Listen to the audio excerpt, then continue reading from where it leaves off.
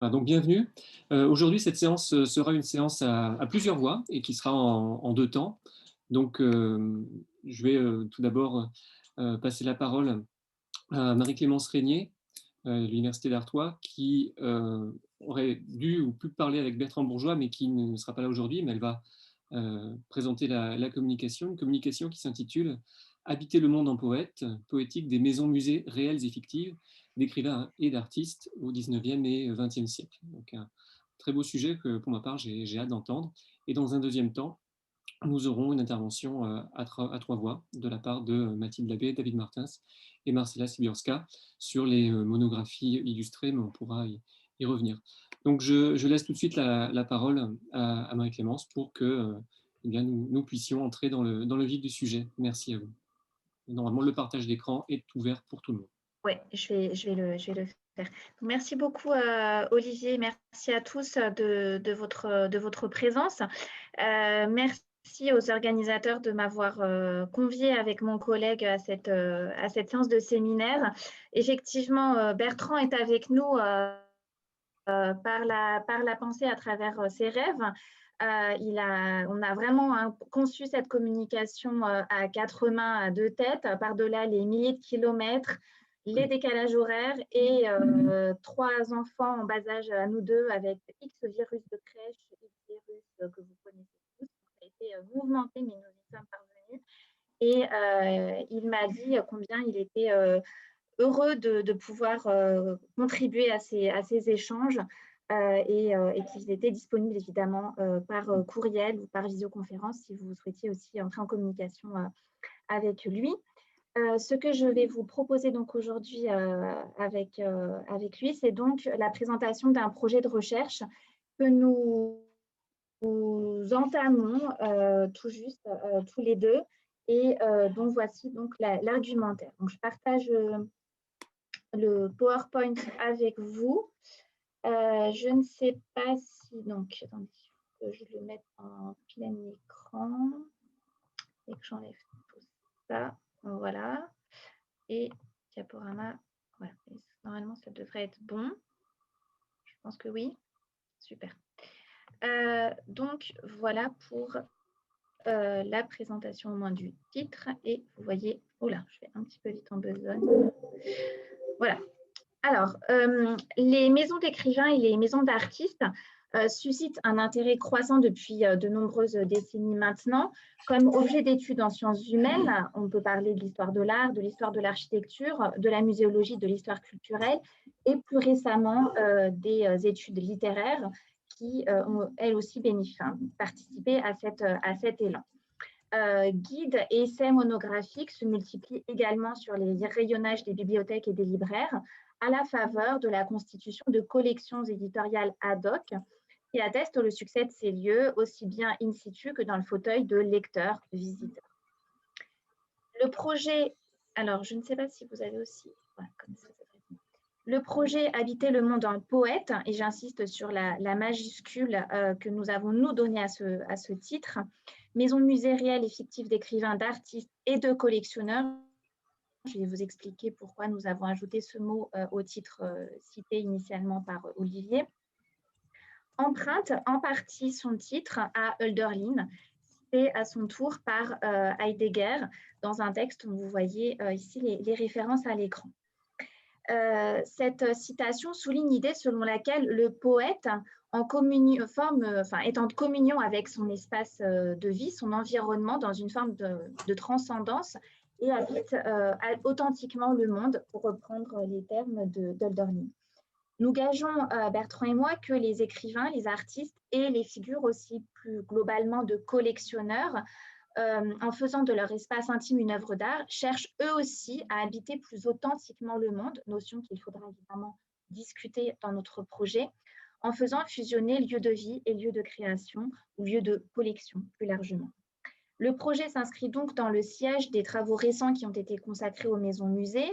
Je vous transmettrai la bibliographie en fin de présentation sur 2 diapositives consacrées à cela. Et donc, il s'intéresse aux maisons d'écrivains, aux maisons d'artistes et nous souhaiterions ajouter aussi aux maisons de collectionneurs, D'où cette appréhension du terme de poète avec une majuscule à poète pour envisager l'idée de créateur, la figure du créateur dans sa maison, et la maison comme une création. Il s'agira d'une part de mettre en perspective le sujet sur le long terme, de l'appropriation et de l'apparition des premières maisons musées au XIXe siècle, voire à la fin du XVIIIe siècle pour certaines, jusqu'à leur mode de patrimonialisation artistique les plus contemporaines. Et je vous présenterai quelques exemples contemporains du XXIe siècle. Et dans différents espaces géographiques, et c'est là sans doute la particularité de notre binôme avec Bertrand, qui, comme vous l'avez compris, se trouve en Australie. L'idée est donc d'interroger l'espace européen, très souvent valorisé, l'espace américain aussi, nord-américain, mais d'interroger également les extensions coloniales du phénomène, y compris sur les continents donc australiens, océaniens de façon plus générale, ou encore asiatiques. D'autre part, nous voudrions recentrer l'analyse sur les enjeux poétiques et esthétiques du sujet dans une perspective comparatiste et pluridisciplinaire. Alors, je passe normalement à la diapo suivante. Donc, notre projet, co-dirigé par Bertrand et par moi, a en effet pour objectif d'étudier à la croisée des disciplines mentionnées tout à l'heure et dans un contexte qui dépasse les frontières nationales et continentales, la manière dont l'œuvre d'un écrivain, d'un artiste, d'un collectionneur informe l'aménagement de sa demeure, aussi bien que sa manière d'y vivre et d'y créer. Partant, c'est la façon dont écrivains et artistes à côté peuvent s'approprier ces lieux, investissent ou détournent ces lieux réels ou fictifs pour en faire de nouvelles œuvres d'art que l'on aimerait sonder afin de mieux comprendre comment ces intérieurs continuent de résonner dans notre époque et comment ils suscitent des œuvres dans le prolongement des œuvres sources, si l'on peut dire. Alors, je vais passer donc au début de ma première partie pour vous présenter un état des lieux général. Rares sont les auteurs dans la littérature consacrée au sujet des maisons-musées à s'être intéressés aux maisons d'écrivains, d'artistes, de collectionneurs, avant qu'elles ne deviennent des musées au sens institutionnel du terme ou au-delà d'un cadre strictement monographique. Et vous l'aurez compris, notre ambition est de dépasser ce cadre strictement monographique.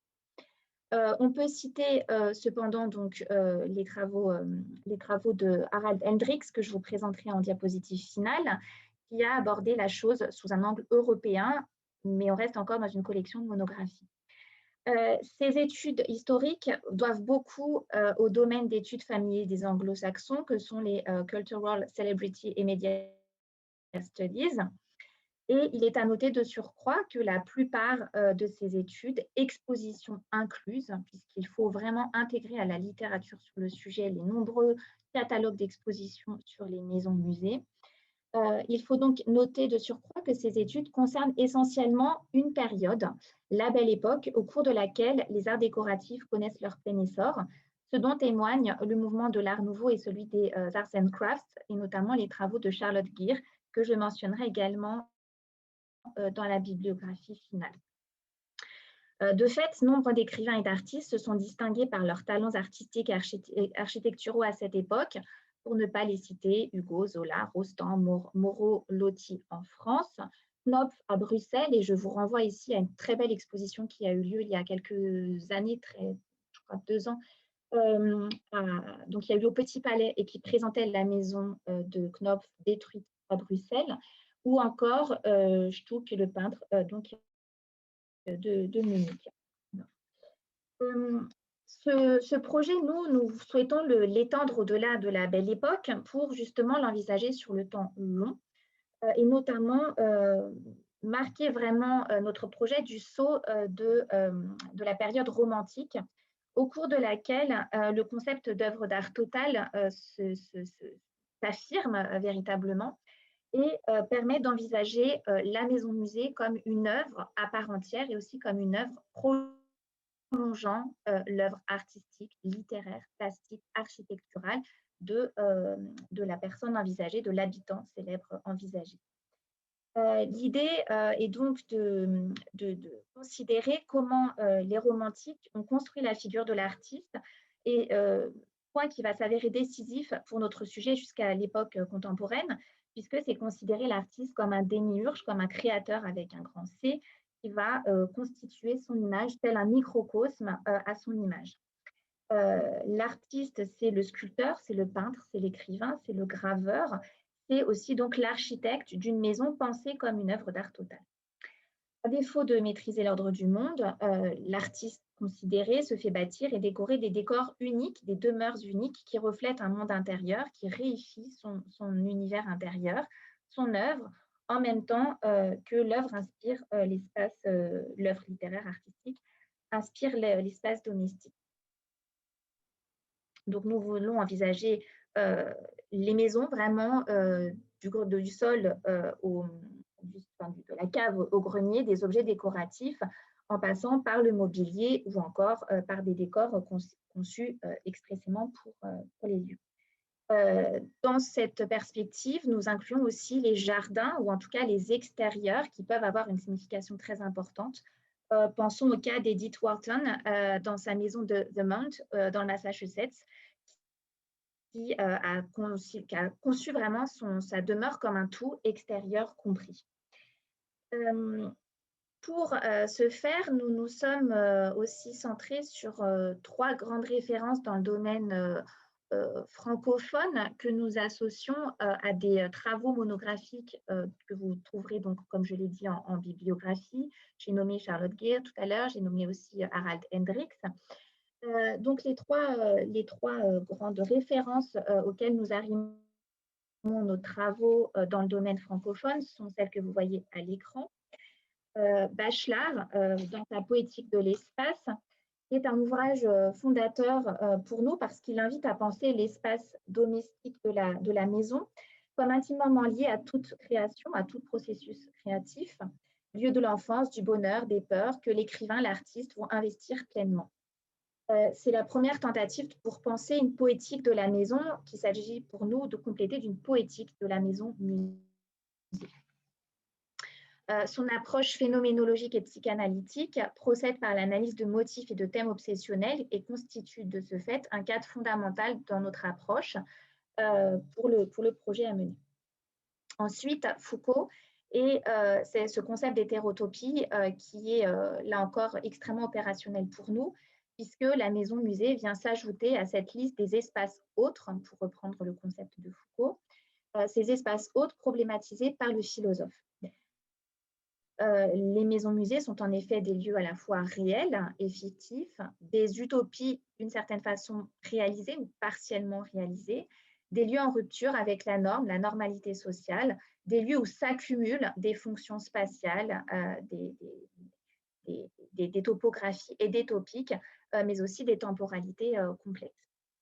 Et enfin, l'approche anthropologique de Daniel Fabre nous intéresse tout particulièrement, puisque dans ces différents travaux, dont vous pourrez encore retrouver donc, les références en bibliographie, il montre que donc, ces maisons d'écrivains, parce que là c'est vraiment plus sur ce type-là de maisons musées qui s'est interrogé dans ces travaux, sont le fruit de constructions sociales, culturelles, qui reflètent la manière dont une communauté fabrique ses héros et la figure de l'écrivain.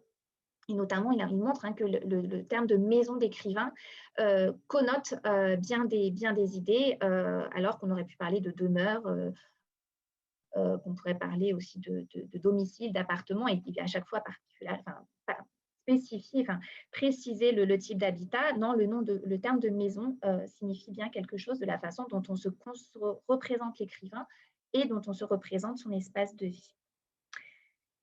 Cet aspect des choses invite par conséquent à s'interroger sur la manière dont les écrivains habitent le monde en poète, entendu au sens étymologique de créateur, comme je l'ai dit tout à l'heure. On voudrait se poser les questions suivantes. En somme, existe-t-il une manière d'habiter sa maison en écrivain, en artiste, en esthète, en collectionneur? Si oui, quels sont les effets de ce mode de vie et de l'aménagement des lieux sur l'œuvre?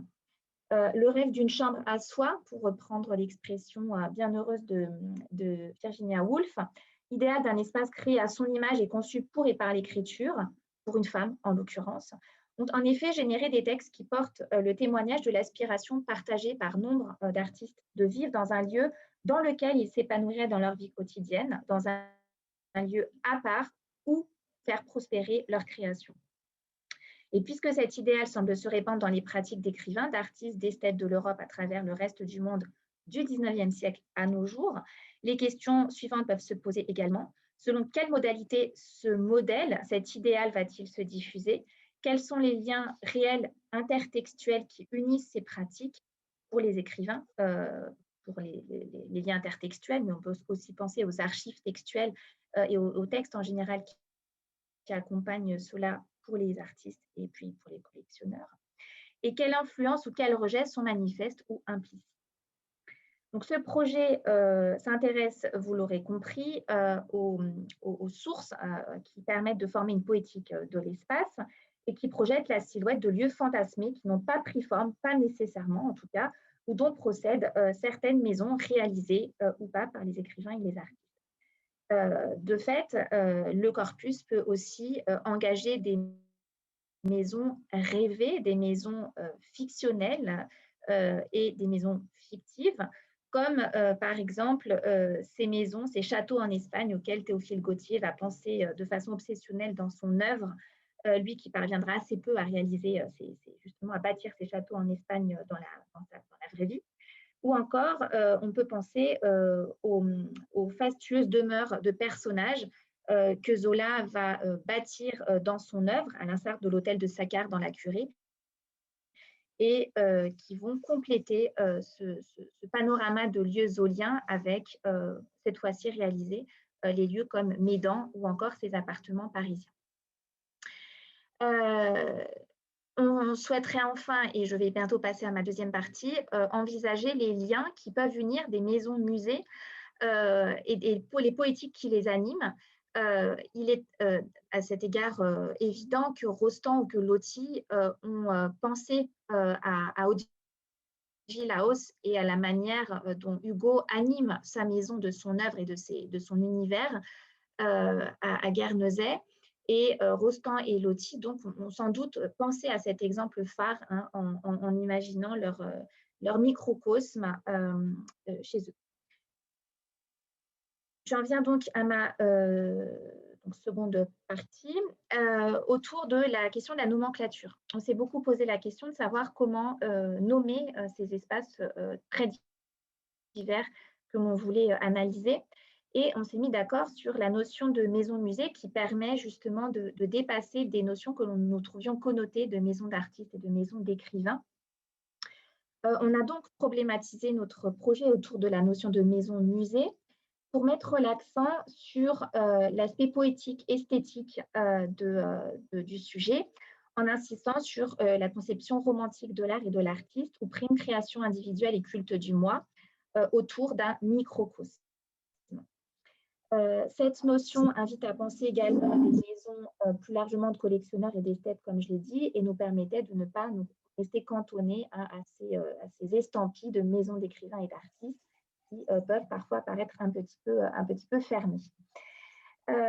D'où l'idée effectivement d'envisager effectivement les représentations littéraires aussi de ces maisons-musées, comme ce qu'a fait Bertrand dans son travail de thèse, et ce qu'invite aussi à faire notre collègue Marie-Françoise Melmoud-Bottobin dans le roman d'art dans la seconde moitié du 19e siècle, et qui traite d'une forme de maison d'écrivain et d'esthète, celle de Huysmans / des Esseintes dans À rebours.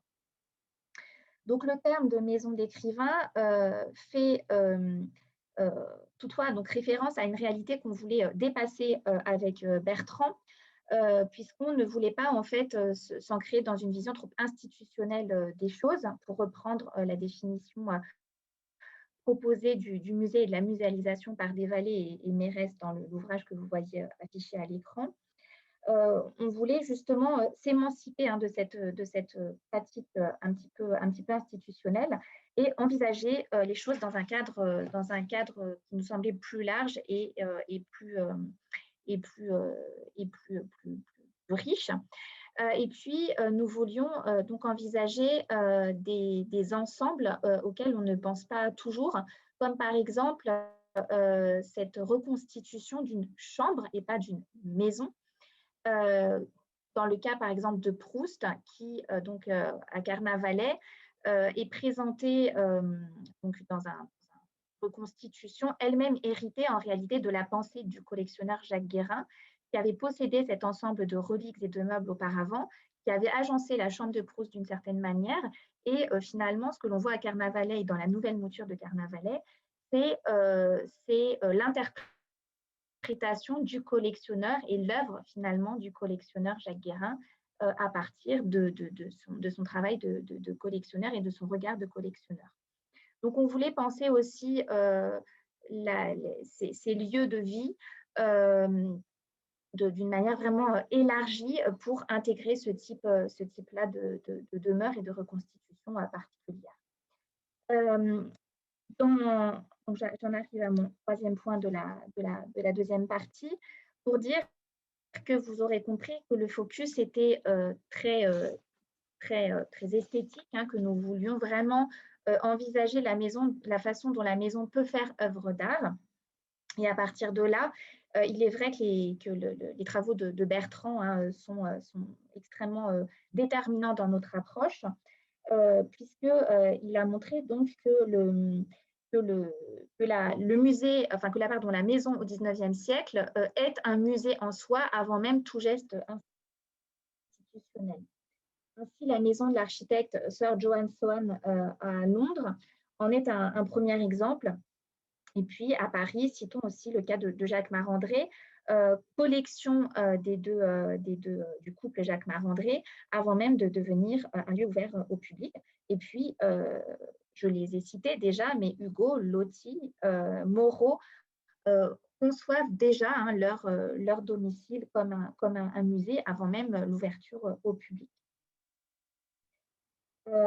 Par conséquent, donc, ces lieux apparaissent, et c'est là la particularité du concept de maison-musée, comme des lieux ambigus, en quelque sorte hybrides, qui fonctionnent paradoxalement à la fois et dans le même temps comme des maisons et des musées.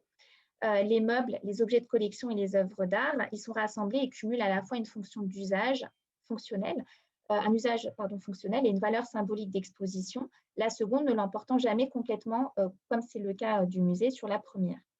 Et donc, il nous semble que ce focus permettrait aussi d'aborder de façon plus complexe la manière dont les objets dans ces lieux ont valeur d'exposition et présentent la maison comme aussi un espace véritablement muséal, mais d'un musée d'un nouveau type.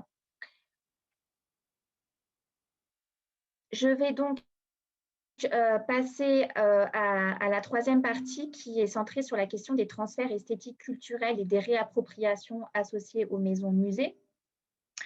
Puisqu'il s'agit de faire œuvre d'art comme pour les œuvres littéraires et plastiques, un jeu complexe d'influence, d'intertextualité, de référence se met en place au gré de la circulation des personnes et des objets.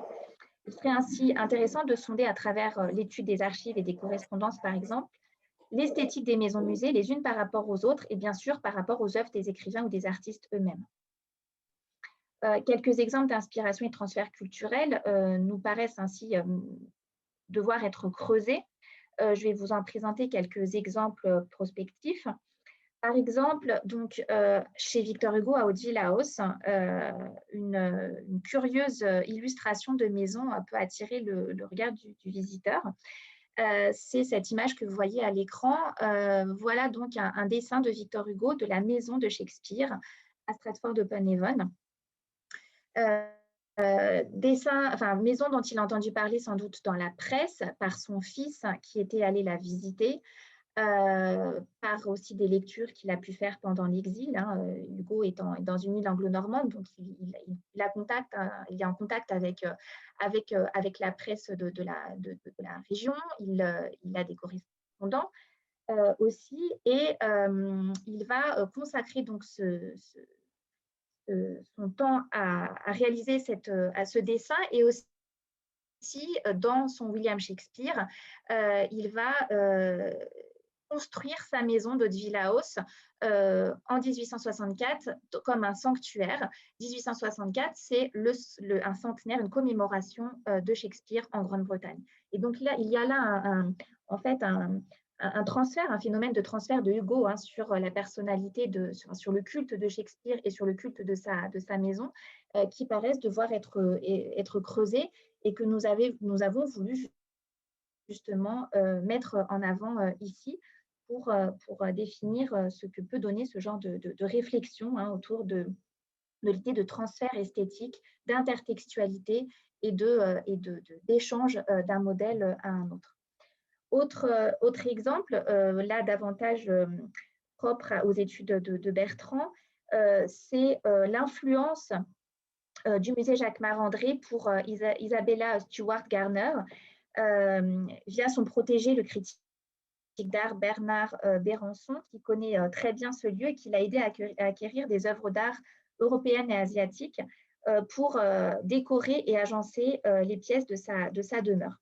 Donc, on a là un transfert culturel, également artistique et esthétique du musée Jacques Marandré via un critique d'art pour arriver ensuite chez Isabella Stewart Garner. Et puis, donc, nous souhaiterions, dans ce projet, mettre à jour les sources qui sont souvent valorisées de façon monographique, mais qui nous paraissent constituer un corpus en réalité convergent. Vous voyez ici des croquis de Victor Hugo pour aménager Haute-Villaos. Ils sont très connus des historiens de l'art. Les littéraires les travaillent assez peu, alors même qu'ils peuvent beaucoup entrer en résonance avec la manière dont Victor Hugo a imaginé les décors de ses romans, de ses pièces de théâtre. Et puis, ils entrent en résonance aussi avec d'autres croquis d'écrivains, comme ceux de Rostand que l'on peut trouver sur le site de Larnaga dans le Pays Basque. Il y a là aussi des phénomènes de transfert d'écrivain à écrivain et de transfert d'un art à un autre, d'une façon de s'exprimer à une autre, qui nous paraissent devoir être mis en avant sous la forme vraisemblablement, je vous le dirai plus tard, d'une base de données textuelles et iconographiques notamment, que nous souhaiterions animer au cours de ce projet. Et puis, un dernier exemple que je voulais vous présenter, alors je crois, voilà, donc je suis passée un petit peu, passée rapidement sur ma diapo, mais je voulais illustrer mon propos tout à l'heure pour que vous voyez à quoi peut ressembler justement ce phénomène de transfert. Donc, musée Jacques Marandré, musée Isabella Stewart Garner à droite. Et je voulais donc, j'ai réellement un gros souci de PowerPoint qui défile beaucoup trop vite. Et puis, nous souhaiterions donc également évidemment envisager ces maisons de papier qui sont les seuls vestiges de maisons disparues, comme c'est le cas ici, vous le voyez en figurant à l'écran, de la maison d'un artiste de Goncourt, la maison des Goncourt qui a disparu, qui a été donc, comment dire, dispersée à la mort d'Edmond de Goncourt, mais qui reste un monument et une maison musée homogène, si l'on peut dire, par le témoignage littéraire dans la maison d'un artiste. Enfin, vous voyez que donc, ce corpus 19e et début 20e siècle, si on envisage le cas de Proust que j'ai cité tout à l'heure, peut déboucher sur des réappropriations contemporaines que je voudrais vous présenter pour conclure.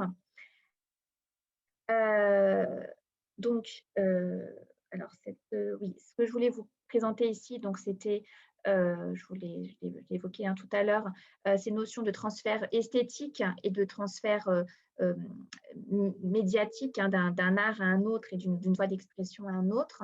Nous les accompagnerons évidemment d'une réflexion sur les transferts culturels qui sont des enjeux donc connexes à travers une littérature pléthorique sur le sujet et des cas emblématiques comme celui que j'ai cité d'Edith Wharton à Vermont dans le Massachusetts, puisque, et c'est ce que présente ici cette diapositive, Elisabeth Emery a constaté justement une filiation directe attestée par des archives notamment textuelles, une filiation entre la demeure d'Edith Wharton dans le Massachusetts et la demeure de George Sand à Nohant.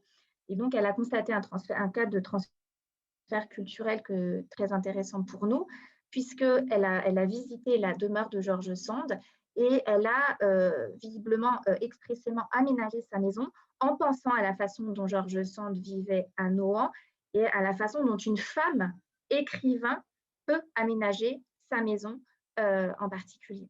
Donc, il y a là un cas de transfert vraiment intéressant, un transfert d'Europe, de l'Europe aux États-Unis, d'une femme à une femme, d'une femme écrivain à une femme écrivain, et un transfert aussi de pratiques domestiques décoratives et d'un mode de vie à partir donc d'une visite pèlerinage qui a vraiment frappé l'écrivaine américaine. Donc, c'est ce réseau de transferts complexe que nous souhaitons interroger au travers donc, de la comparaison de ces différentes demeures et de ces différents corps. Enfin, et donc, excusez-moi pour le petit retour en arrière avec cette diapositive. Enfin, notre ambition est, si je puis dire, chronologique, puisque nous souhaitons interroger les réappropriations contemporaines du sujet et les réinvestissements artistiques, littéraires, plastiques de ces espaces de vie dans la période contemporaine, à la période contemporaine. Je vous en présente ici 4 exemples. Alors, le premier, c'est le cabinet d'amateurs de Clémentine Mélois, qui en fait était intégré à l'exposition Jean Giono au Mucem en 2019-2020 et qui, depuis, a fait l'objet d'une exposition ad hoc déconnectée de l'exposition Giono. Dans ce cabinet d'amateurs, Clémentine Mélois propose de réinterpréter l'espace de vie de Giono sous la forme d'un montage complexe d'objets, d'images, pour réfléchir justement à ce que peut encore vouloir dire un cabinet d'amateurs aujourd'hui et comment évoquer la maison de Giono et l'univers domestique et privé de Giono sans tomber non plus dans la reconstitution fétichiste, voyeuriste d'une maison musée, d'un espace de vie intime. L'autre exemple, très récent celui-ci, c'est, vous l'avez peut-être vu passer dans des annonces de courriel, c'est l'inauguration, le lancement d'un e-musée, d'un site web consacré au lieu fétiche d'Annie Ernaux par Michelle Bachol, une collègue américaine, enfin française, mais qui enseigne aux États-Unis, et qui a donc envisagé les lieux emblématiques de l'œuvre d'Annie Ernaux sous la forme d'un musée virtuel et qu'elle livre véritablement au lieu intime d'Annie Ernaux, réinterrogeant là sous un autre jour la notion de maison-musée ou de musée réalisé à partir de maison d'une écrivaine.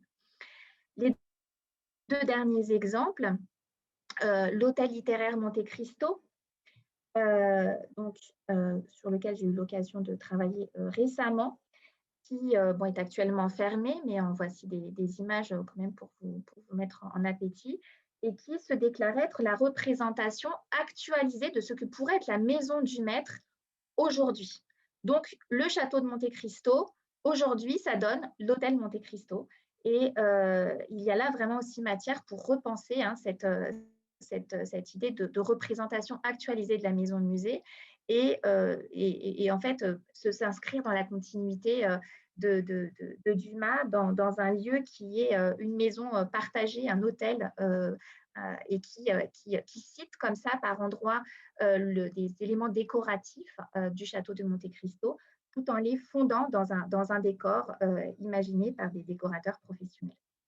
Et puis, le dernier exemple, et là, clin d'œil à ma collègue de l'Université d'Artois, Isabelle, la proposition artistique d'un duo de 2 artistes, Alice et Sonia, qui ont imaginé une maison-musée Michel Houellebecq, cousue de paradoxes, autour d'un faux reportage radiophonique, et autour d'une installation itinérante détaillée en particulier sous le lien figurant à l'écran. En conclusion, je voudrais donc poser les jalons qui nous attendent, ou en tout cas qu'on souhaite poser avec mon collègue. On est en train d'élaborer un peu notre communication, si j'ose dire, en cherchant un nom, un acronyme pour faire passer plus directement donc, notre projet, parce que poétiser le monde, habiter le monde en poète, etc., avec le sous-titre, ça nous paraît un petit peu long. On souhaiterait pouvoir trouver un acronyme, un nom plus synthétique et qui passerait aussi dans différentes langues, puisque vous l'aurez compris, notre projet se veut international. On est en train d'élaborer aussi un carnet hypothèse un peu sur le modèle d'ailleurs de votre propre site, pour renforcer l'identité visuelle et la légitimité institutionnelle de notre propos, de notre groupe. On s'apprête à lancer prochainement un appel à participation pour constituer notre réseau. Et nous avons au cours de l'année 2022 une publication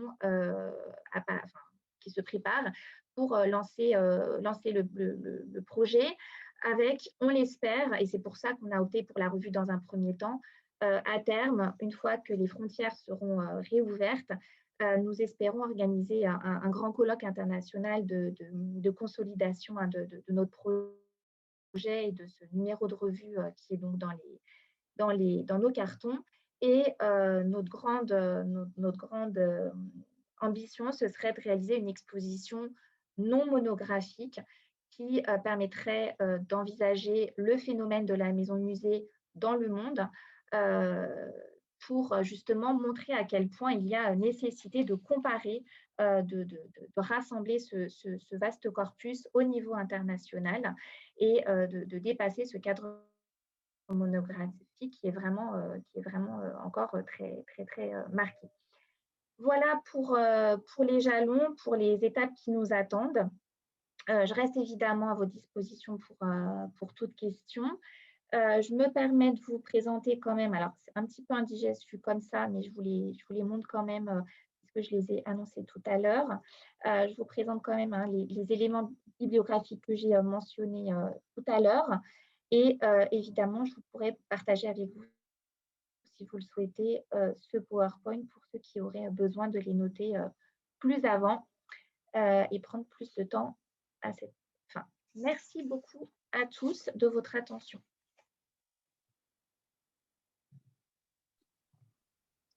Merci. Merci infiniment, Marie-Clémence, pour cette passionnante communication et qui ouvre beaucoup de perspectives. Je vais laisser peut-être prendre un temps pour des questions éventuellement, et ensuite on passera à la deuxième intervention, si mes collègues sont d'accord. Oui. Donc voilà, si vous avez des remarques, des questions, n'hésitez pas à vous manifester pour rebondir. Moi, j'avais une question à David, mais je la mets dans le chat. Je l'ai vu, on réglera ça tout à l'heure entre quatre yeux. D'accord.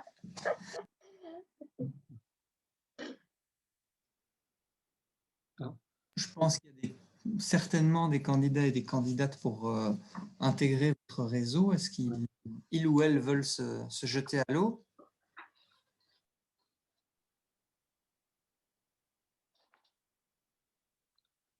Bon, si ce n'est pas le cas, je peux me lancer dans quelques remarques ou réflexions. J'ai une liste un peu interminable, donc je vais la prendre dans le fil de mes notes. J'ai essayé d'avoir un code couleur pour faire des priorités, mais il y en a trop. Demandez dans quelle mesure vous aviez prévu, mais j'imagine que c'est le cas, de prendre en considération toute la dimension je vais le dire vraiment de façon un peu à la machette, mais de propagande commerciale et de branding des lieux et compagnie, notamment pour soutenir tout ce qui est tourisme. Voilà, donc c'est un premier élément. Et alors, il y a quelque chose que je n'ai pas du tout vu venir et qui est arrivé il y a à peu près 1 minute dans mes réflexions, dans les notes que je prenais, c'est Je me demande dans quelle mesure il serait intéressant, pertinent ou non, et c'est une vraie question, j'ai aucune certitude là-dessus, mais de voir comment je dirais dans certains milieux, ça vient évidemment de mon intérêt pour tout ce qui est noblesse, aristocratie, etc.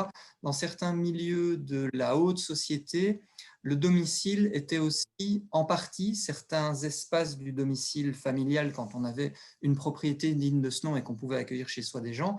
Une partie du domicile était dévolue aux réceptions, enfin à l'accueil des visiteurs, et donc un espace privé, mais en réalité semi-public aussi, dans lequel notamment, me semble-t-il, figure par exemple, tu sais, je pense évidemment à Rebours avec la galerie des portraits de Des Esseintes, où une partie, en l'occurrence de la généalogie familiale, est exhibée, fait partie de collections familiales. Enfin, il y a toute cette mise en scène de la généalogie. Et je me demande si un des ancêtres, si vous étiez amené à faire l'archéologie, ce type de pratique qui en fait concerne, en fait je vais redire une bêtise que j'ai dite il y a 1 an et demi à Amiens. J'avais l'impression, à Amiens, il y avait eu une discussion là-dessus sur les maisons d'écrivains, j'avais l'impression que c'était surtout les gens qui avaient un certain niveau de revenu qui permettait qui donnait lieu à ce genre de maison.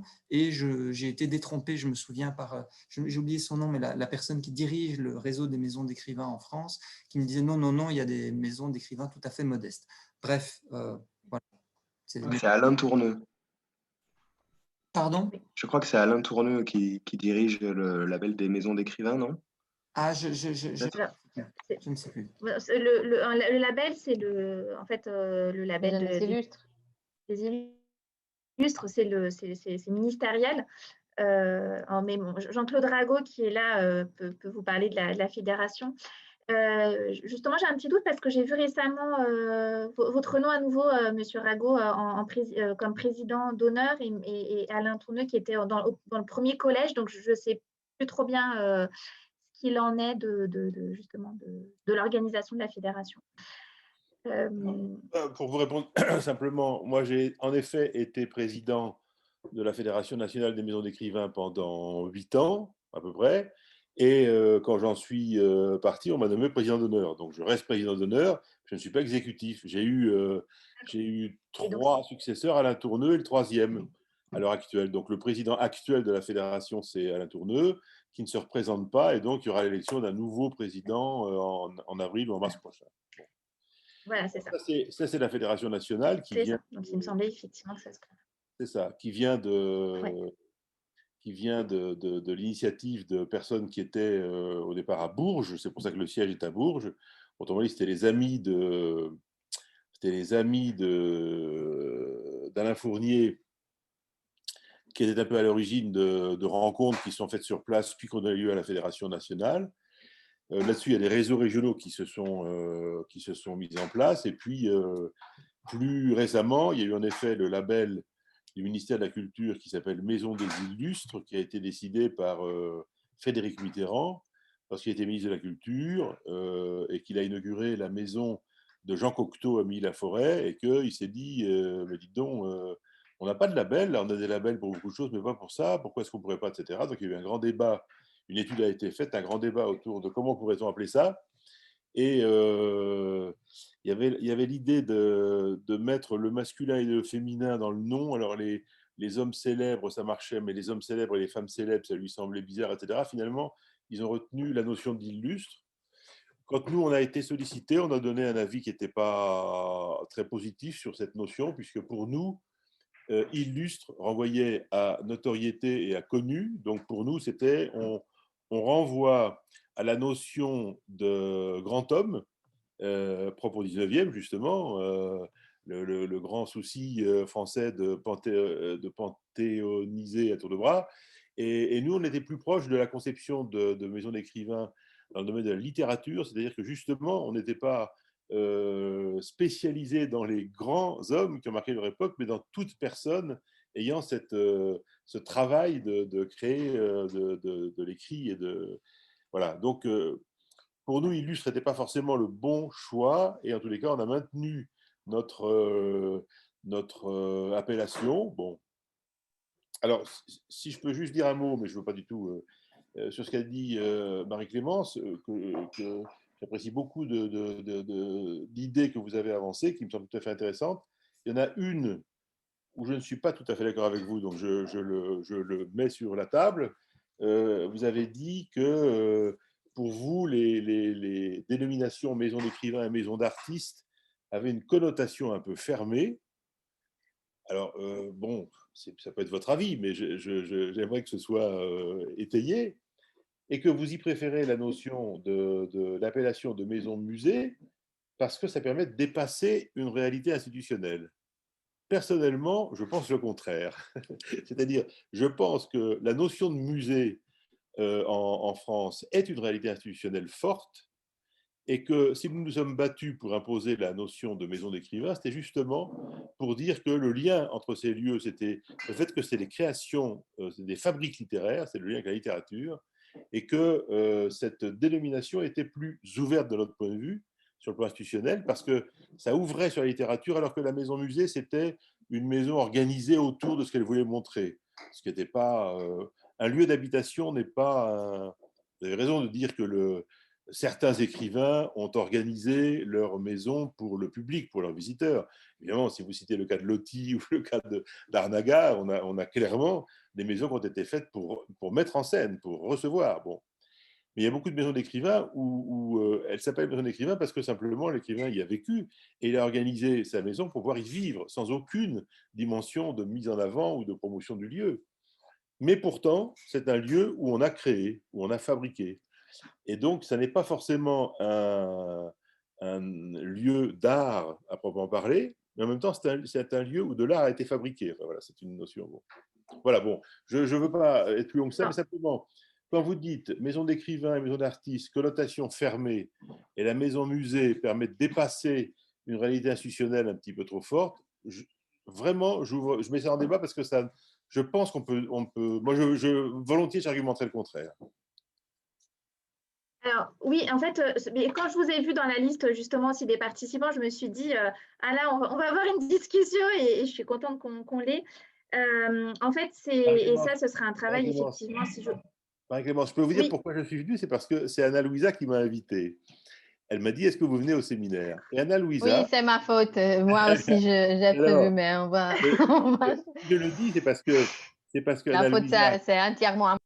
Non, si je dis ça, c'est parce que Anna-Louisa est une étudiante qui était venue à Malaga à l'époque où j'en étais directeur, et elle m'a interviewé il n'y a pas très longtemps sur le thème de la différence entre maison d'écrivain et maison de musée.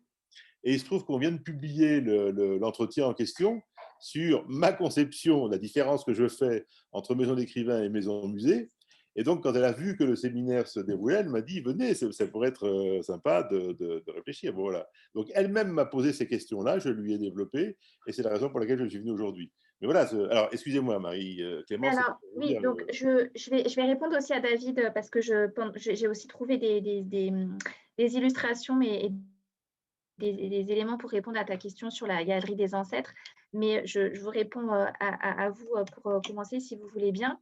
En fait, quand je dis fermé, c'est dans le sens où on veut envisager la question de la maison musée, non pas du musée institutionnalisé, justement, comme ça a été le cas à partir de la Troisième République, hein, la maison musée d'un illustre qui devient un haut lieu pris en charge par l'État, par une collectivité, etc., une association même. C'est la maison musée, si vous voulez, avant ce geste-là institutionnel, la maison qui est considérée comme un espace d'exposition de soi, d'exposition de son œuvre, et qui fait musée, un musée intime, un musée sentimental, un musée où on se met en scène soi-même et où on met en scène son espace de vie. Donc, c'est le musée anti-institutionnalisation. C'est la maison musée anti-institutionnalisation. Ce n'est pas la maison musée post-Troisième République, si vous voulez. Mais je suis d'accord avec vous qu'il y avait une grosse ambiguïté ici à lever et qu'il y aura tout un travail de mise en perspective historique et de pédagogie autour de ce qu'on entend par maison musée, puisque ce n'est pas la maison musée voilà, inaugurée avec force trompette sous la Troisième République.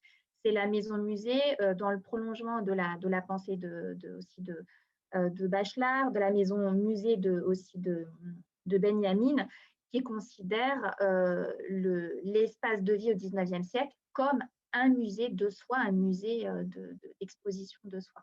Donc, c'est vrai qu'il fallait que je lève cette ambiguïté-là, je suis bien d'accord. Et on veillera avec Bertrand à clarifier cette acception du terme de musée, effectivement, pour qu'il n'y ait pas d'ambiguïté. Et donc, pour répondre à David, au sujet de la galerie des ancêtres et sur le côté, effectivement, affichage hein, d'une filiation aristocratique. C'était plus un exemple de quelque chose de plus large, oui, le fait d'ériger sa maison en espace visitable, disons. Ouais. En fait, dans ma thèse, j'en parlais. L'élite artiste, l'élite des écrivains, des artistes, et aussi des collectionneurs, des esthètes, donc ils vont s'approprier un modèle aristocratique et nobiliaire. Ça va effectivement se retrouver dans leurs maisons sous des formes justement empruntées à des pratiques aristocratiques. Sous forme de galeries de portraits précisément, mais des galeries de portraits d'un genre particulier.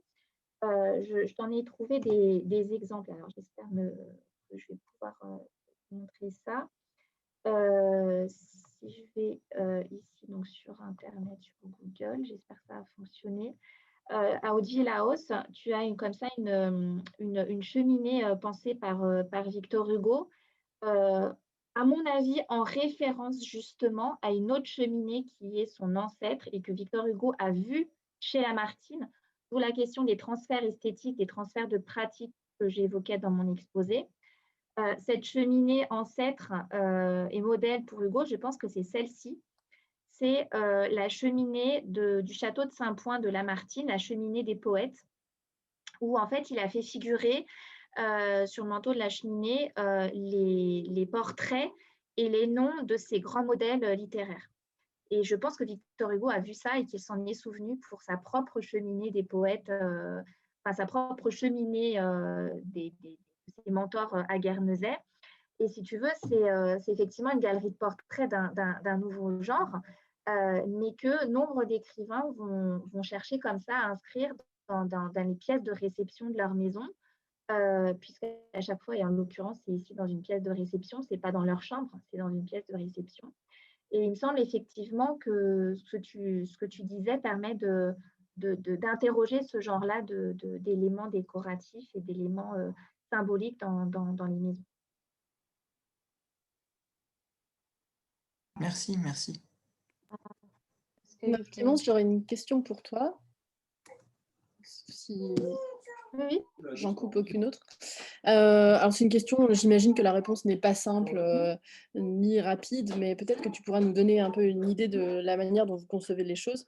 Puisqu'il est question de patrimonialisation, est-ce que tu peux nous dire quel est le public, ou disons le destinataire envisagé selon toi, selon vous, de ces maisons? On peut imaginer un cercle d'intimes, de Happy Few. Est-ce que certains écrivains pensent à un cercle plus large ou à leurs lecteurs de manière générale?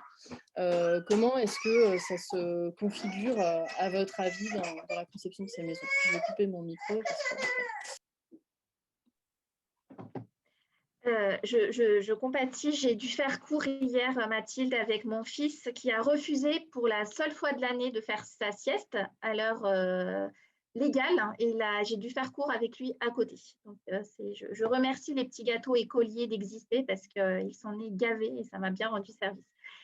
Alors, donc pour te répondre, le public, alors tu veux dire des maisons envisagées par les écrivains quand ils les aménagent? C'est ça. Alors, par exemple, Lamartine, Lamartine, c'est son cercle d'intimes, c'est la bonne société aussi bourguignonne qui va voir non seulement le grand poète, mais aussi l'aristocrate et le seigneur des lieux. Mais par exemple, dans le cas de Lamartine, il est bien conscient qu'il peut communiquer, si j'ose dire, hein, pour employer un gros mot, autour de sa maison et grâce à sa maison, et qu'il peut façonner son image. Et on sait qu'il a invité hein, à tour de bras les grands noms littéraires de son temps pour venir à Saint-Point. Et notamment quand il va inviter Victor Hugo, on a un texte là-dessus, il va être très déçu de la réaction de Victor Hugo, qui va peut-être faire exprès de montrer, d'afficher un visage relativement impassible. Il pensait épater Victor Hugo et ça ne va pas être le cas. Et on voit clairement que Lamartine a voulu utiliser sa maison comme un signe extérieur de richesse littéraire, si j'ose dire. Hein. Il a voulu s'imposer en tant que grand maître romantique face à Victor Hugo au travers de sa maison. Il va même accompagner cette visite de l'écriture d'un texte poétique sur le sujet. Et c'est pour lui une grande déception de voir qu'il n'a pas réussi son coup, quoi. C'est un peu François Ier avec les châteaux de la Loire, quoi, et ses hôtes de prestige. Il va vraiment considérer sa maison de cette façon-là. Et en l'occurrence, ça passe auprès de certains et auprès d'autres, comme Victor Hugo, ça n'y va pas fait. Et je pense qu'en fait, c'est passé auprès de Victor Hugo, mais qu'il n'a pas voulu trop manifester son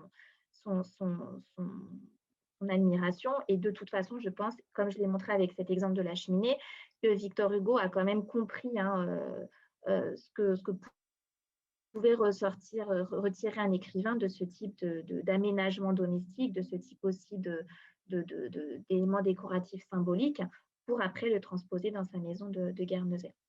Donc pour te répondre concrètement et aller à l'essentiel, donc Lamartine invite des hôtes de renom hein, chez lui, et notamment des écrivains pour faire valoir donc son statut d'écrivain, il s'imposait en maître. Chateaubriand fait aussi de même. Victor Hugo, lui, va élargir le public au-delà des intimes et des pairs en littérature, puisqu'on sait de témoignages de ces domestiques que Victor Hugo laisse la maison ouverte quand il n'est pas là.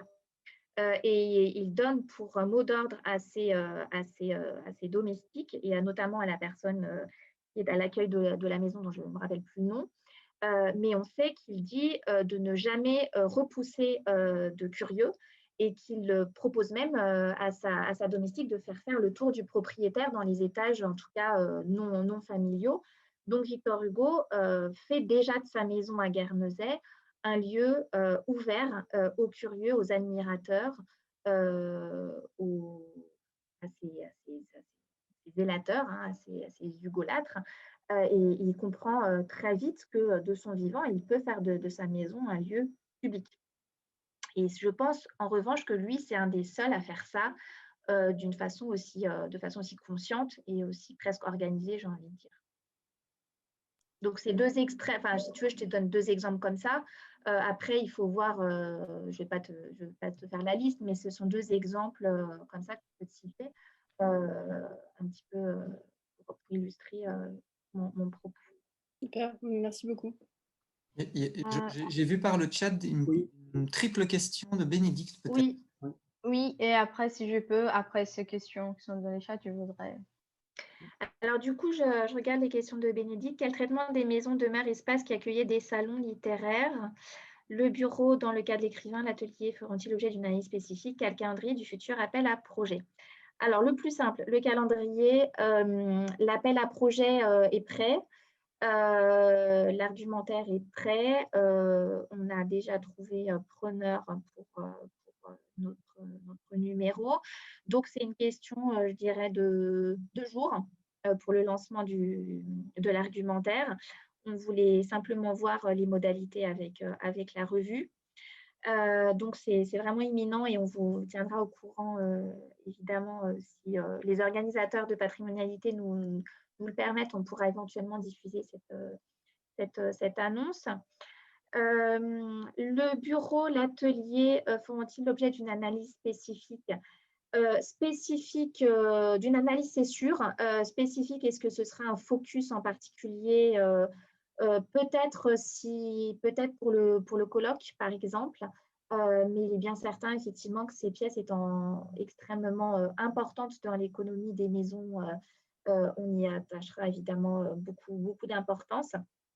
Moi, de mon côté, je suis en train de rédiger un article sur les bureaux. Donc, oui, je pense effectivement qu'on fera grand cas de ces 2 pièces-là. Mais pas spécifiquement dans un premier temps. On veut considérer la maison dans son ensemble avant éventuellement, pour un colloque ou pour une autre occasion, de traiter une pièce en particulier. Et puis, le traitement des maisons demeures, espaces qui accueillaient des salons littéraires. Alors là, je ne suis pas sûre de saisir la question. Je ne comprends pas forcément très bien la question. Mais est-ce que c'est la maison musée qui serait…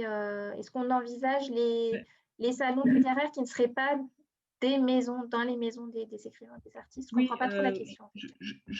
Voilà. Je vais…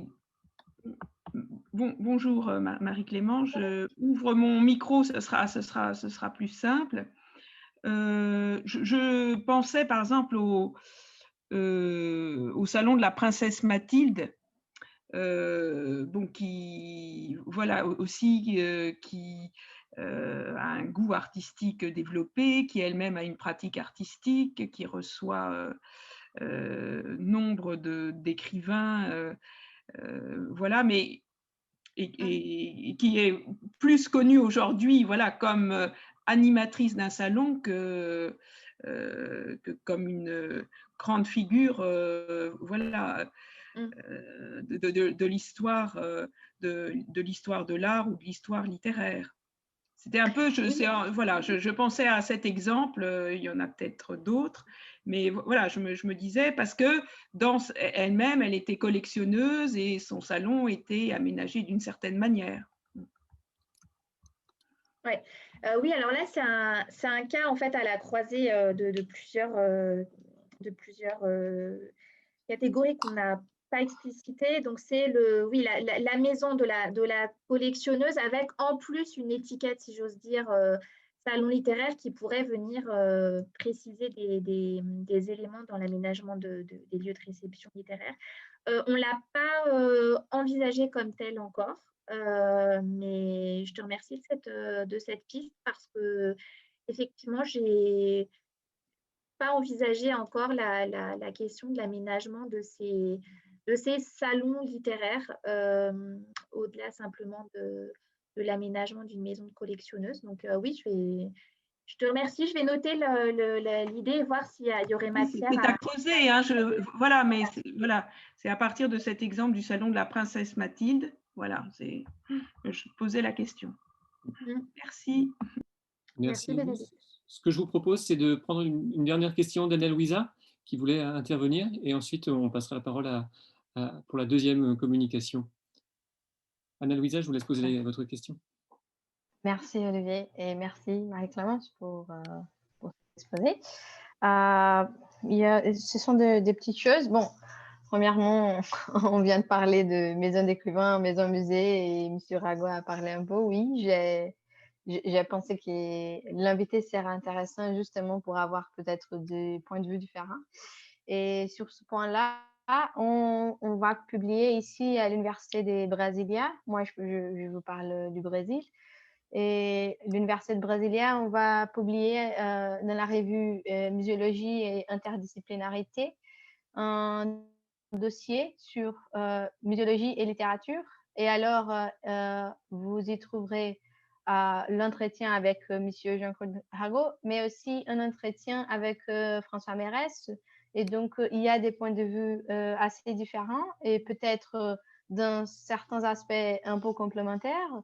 Et peut-être cela pourrait vous intéresser aussi. Ça, c'est prévu au plus tard pour les mois de mai.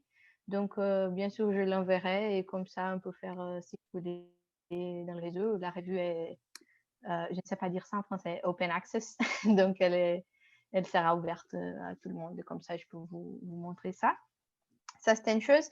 Autre chose, c'est que pendant l'exposé Marie-Clémence, je pensais plusieurs fois à Monte Cristo, justement. Et après, vous avez parlé de l'hôtel. Moi, je ne connaissais pas ça. Je trouve que c'est assez intéressant. Mais j'aimerais savoir si vous avez l'intention peut-être de penser à l'hôtel, au château lui-même, peut-être. Je ne sais pas si ça n'existe plus ou si c'est fermé tout simplement à cause de la pandémie, je ne sais pas, parce que j'y suis allée en 2016. J'ai trouvé un exemple très intéressant pour ce que vous venez de démontrer finalement, parce que c'est quelque chose qui a été conçu par demain lui-même et il y a toute une question esthétique qui est importante. Donc, j'ai pensé à ça. Et une autre chose plus pratique, c'est que vous avez parlé des appels à projets. Est-ce que vous savez déjà si vous accepterez des contributions en anglais, peut-être? Parce que j'ai des collègues brésiliens qui probablement s'intéresseraient, mais qui ne parlent pas français du tout. Oui. Alors, oui, donc merci beaucoup, Anna-Louisa, de ces précisions. Donc, avec grand plaisir pour découvrir le numéro de revue dont vous parlez. Pour ensuite, et puis plus on a de points de vue et d'approches différentes, plus ça va nous aider aussi à alimenter notre projet. Pour ce qui est de Monte Cristo, alors oui, en fait, le château de Monte Cristo au Port-Marie, alors il est fermé actuellement, mais bon, pandémie oblige, mais il est toujours sur ses pieds, sur ses fondations et ouvert à la visite quand ce sera de nouveau possible. Effectivement, c'est un des cas français du 19e les plus emblématiques, avec les exemples que j'ai pu citer dans mon exposé. C'est vrai qu'il y a eu déjà pas mal de travaux monographiques sur les décors de Monte Cristo et sur les liens avec l'œuvre de Dumas, l'univers de Dumas, etc. Mais c'est vrai qu'effectivement, ça fait partie des cas importants pour notre corpus et un peu des premiers grands cas romantiques qu'on souhaiterait envisager pour le début de la période étudiée. Il me semble vraiment que c'est vraiment ce à quoi on tient, ce rapprochement entre le cas du château de Monte Cristo et ses réappropriations contemporaines avec l'hôtel, avec en plus effectivement ce détour par la grande culture qu'évoquait tout à l'heure David lors de sa prise de parole. Tous ces niveaux d'appropriation, ça nous paraît effectivement extrêmement fructueux. Et puis pour le dernier point, est-ce qu'on accepte des articles en anglais? Oui, parce que la revue envisagée est une revue qui justement incite même à la multiplication des approches et à l'international. Donc, on a demandé même expressément d'accepter des articles en langue étrangère. Donc, oui, avec grand plaisir. Merci beaucoup. Merci pour ces échanges. Je vois qu'ils se poursuivent dans le chat où Elodie nous a signalé une thèse qui pourrait alimenter le débat. Merci en tout cas, merci pour cette passionnante contribution et pour ce